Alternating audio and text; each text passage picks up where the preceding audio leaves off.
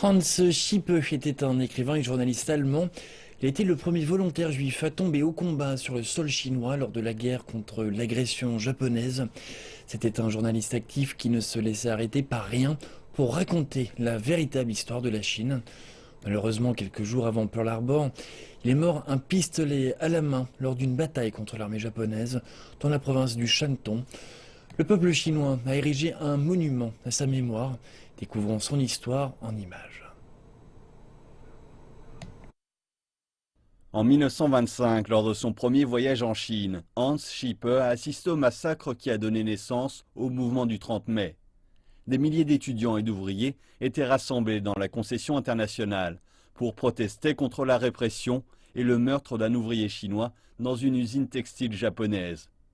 La police a ouvert le feu sur eux et fait 13 morts, des dizaines de blessés et une centaine de prisonniers. Rejetant la pression des autorités britanniques qui voulaient étouffer l'affaire, Hans Schippe a révélé la vérité.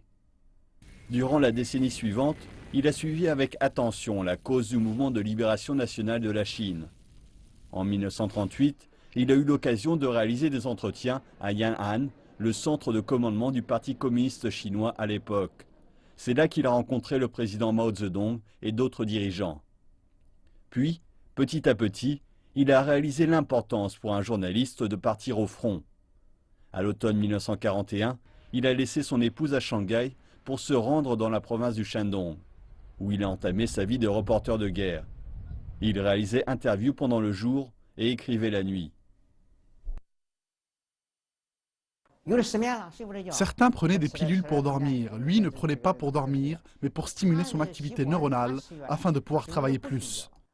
Plusieurs fois par jour, l'armée de la 8e route du PCC affrontait l'armée japonaise. Dans de telles circonstances, Schippe est rapidement devenu un véritable soldat. Il a eu son propre pistolet et combattait aux côtés de ses camarades. Si vous êtes journaliste, vous luttez avec votre stylo. Mais Hans a fait plus que cela. Il a combattu avec son stylo et son pistolet. Le 30 novembre 1941, une nouvelle fusillade a éclaté à l'aube. L'armée de la 8e route s'est retrouvée encerclée par les Japonais. La situation était mauvaise pour les Chinois. Les munitions sont de plus venues à manquer. Schippe a refusé de partir avec les 2 premières unités et a préféré rester et combattre. Il a été touché aux fesses et à la jambe. À la fin, quand les Japonais se sont approchés, ils l'ont vu et ils l'ont tué. Des milliers de personnes ont perdu la vie au cours de cette bataille. Hans Schippe est décédé à l'âge de 44 ans. Gu Mu, alors secrétaire de la branche du Shandong du comité central du PCC, lui a rendu hommage avec ces quelques mots. C'était un journaliste célèbre, mais il est mort en soldat. Il est venu d'Europe, mais a péri sur un champ de bataille de la guerre de résistance de la Chine contre le Japon.